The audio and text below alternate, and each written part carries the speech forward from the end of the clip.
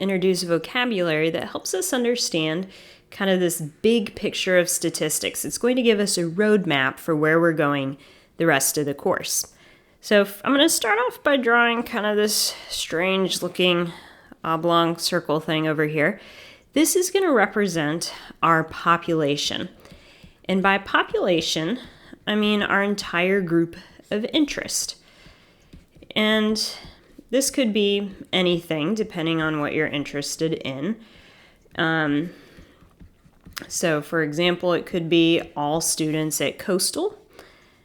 I'll say that here. Example, all CCU students. It could be all of a particular type of tree if you're studying some population density. It could be talking about all patients that contract a particular disease, whatever. So some big group that you're interested in studying. We're going to go with all Coastal students at the moment.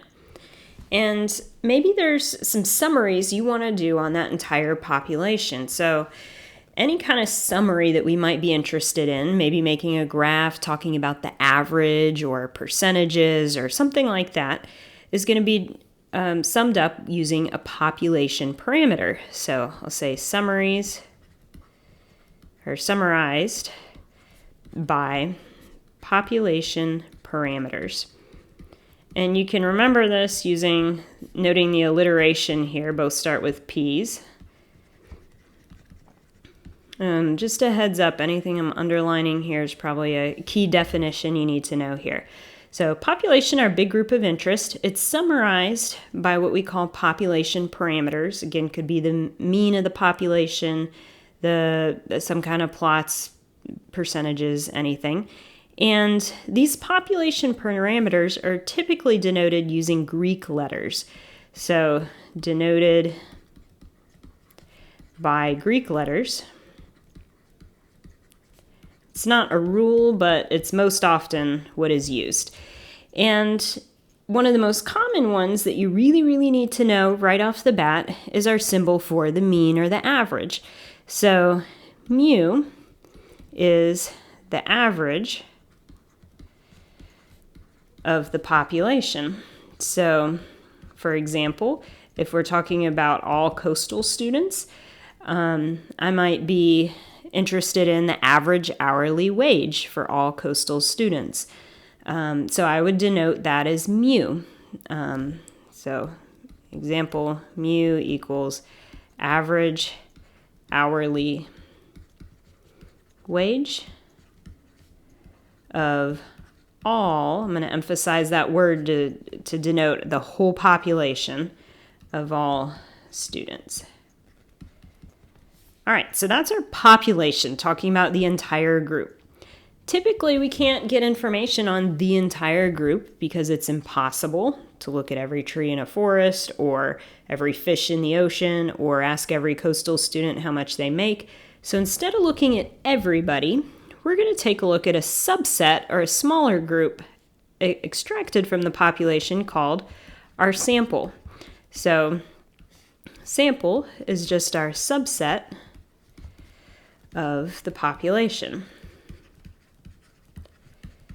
And instead of looking at all CCU students, what the whole population represents, instead, maybe we're going to be looking at students in Stat 201.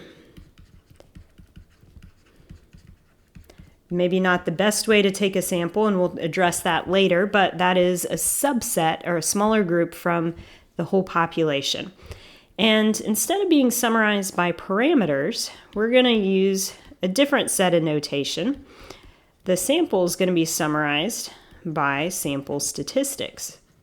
Again, alliteration is helpful here to remember the difference in terminology. So sample statistics are any calculations that summarize this smaller group or subset that was taken out of the whole group. And instead of using Greek letters, we need a different set of notation here. So these are going to be denoted by just our regular Roman letters that we use. Again, this Greek and regular letters is not a rule, but it's what you most often see. So The most important one we need to know is x bar. So x with a bar over the top is also an average, but we need to make a distinction. Mu was the average for the big group, the whole population. What if we're just talking about the average of this smaller group, our sample? We're going to change up the notation and call it x bar to make that distinction. So x bar is the average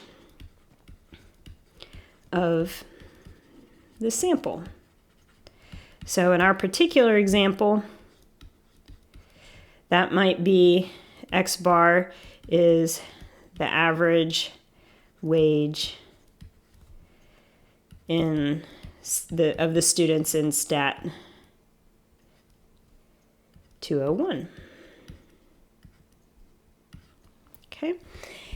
And before we close this section, let's kind of put all this together. So our goal, we are typically interested in making predictions about the whole group, the big population. But because of time, money, etc., we can't look at everybody. So we're going to take a smaller group, our sample, and the goal is to use that sample to make predictions or estimates about the population. So I know we're running out of room. Let's just jot that down at the end here. Where we're headed in the class. Goal, use the sample to make predictions about the population.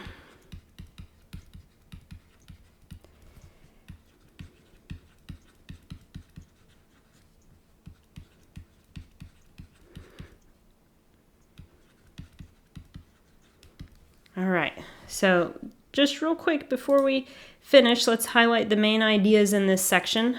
Population, big group of interest, summarized by parameters.